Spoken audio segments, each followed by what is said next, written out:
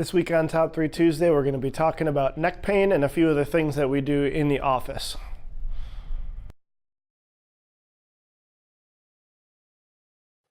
Hey everybody, it's Dr. Andy and Dr. Brandon from Twin Cities Movement. This week on Top 3 Tuesday, we're going to be talking a little bit about some of the things that we do in the office for neck pain.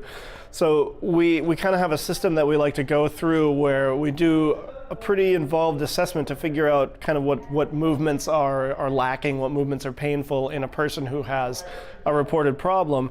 And then we move a little bit into what movements make it feel better. And at the same time, we consider the soft tissue work and the adjustments that we're going to do and the exercises that we're going to give for homework and everything to stabilize stuff at the end.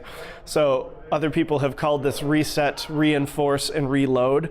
So our reset would be like our soft tissue work where we're preparing the tissue for a change, and then our reinforcement would be the things that we would do to keep that, basically to make sure that that stays that way between office visits. And then the reload would be kind of changing the movement pattern, making it so if your shoulder is tied into your neck rotation, that's going to cause some irritation and some tightness in your neck. So we're going to teach you a new way of moving your neck and your shoulder, probably for that matter, to help change that.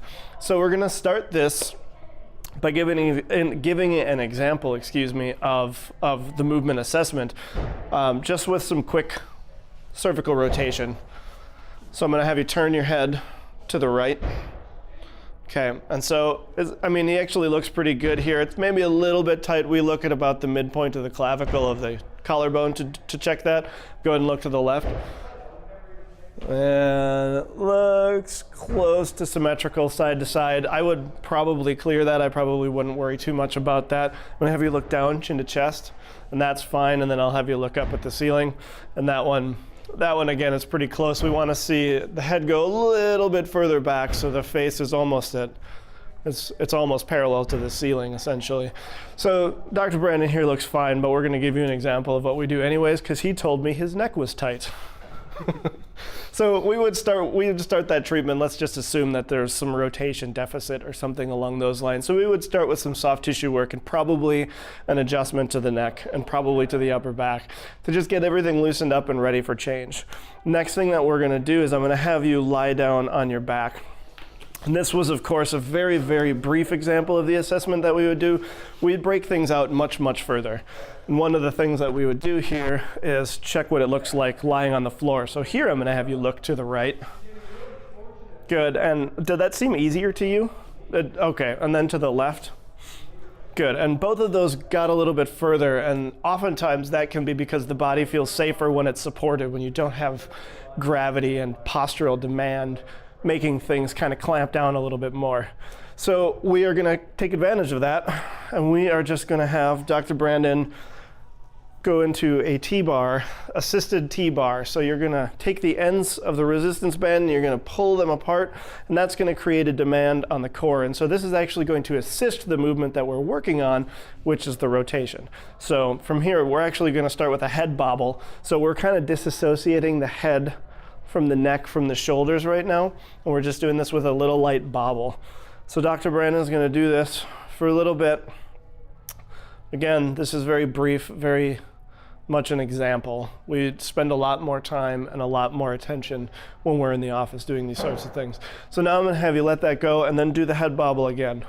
Now, how does that feel to you?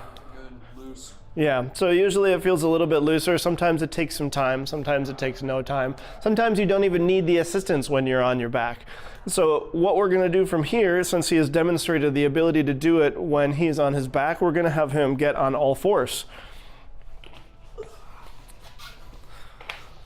Okay, and then from here, I'm just going to have you push your upper back out a little bit more. So we're going to get our spine as neutral as possible. Tuck your chin to get your spine as neutral as possible. Nice long spine, as far away from the tip of the head to the to the tailbone as you can possibly get. And I'm going to have you do that same wobble. And how's that feel? Feels pretty good. Now, if that was tight, we would go to an assisted, but it feels fine, so we have no reason to do that. Now we're going to actually go into the half kneel. So you'll notice that we're going up. So you start on your back, you get on all fours. That's a little bit more of a postural demand. Now we're in half kneeling, so it's still more postural demand, but it's not standing, but it's almost standing. It's pretty close. We've removed most of our limbs, but not all of them here. So then from here, I'm just going to have you do the same thing. Set yourself up nice and tall and do another head bobble. Now, how's that feeling for you? It's pretty good, but pretty good, but still tight. Yeah. All right, so let's try the assisted version for this.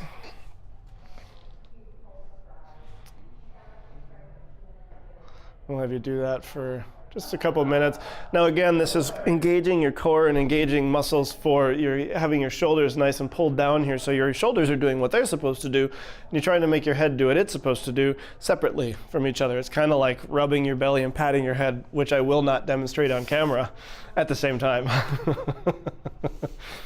So this is kind of an example of what we would do. Then we would go all the way to standing. We would add load. There's a number of different ways that we would add to this. But in the end, if you have tight shoulder and neck, it can be a good thing to just separate that movement, to just make sure that your shoulders are doing what shoulders do and your neck is doing what necks do, and you're not using your neck to lift things because your neck muscles aren't strong enough to do that. So you don't want them to even really play a role in, like, let's say lifting a barbell overhead, for instance. So anyways, we hope that you enjoyed this new attempt at something that we're doing for Top 3 Tuesday. Share it on Facebook if you know anybody with neck pain that would like to do a bobble. It feels pretty good. Follow us on Instagram or Twitter. You can subscribe to our YouTube channel, or you can sign up for our email newsletter for more videos like this emailed to you every single week. Thanks for watching.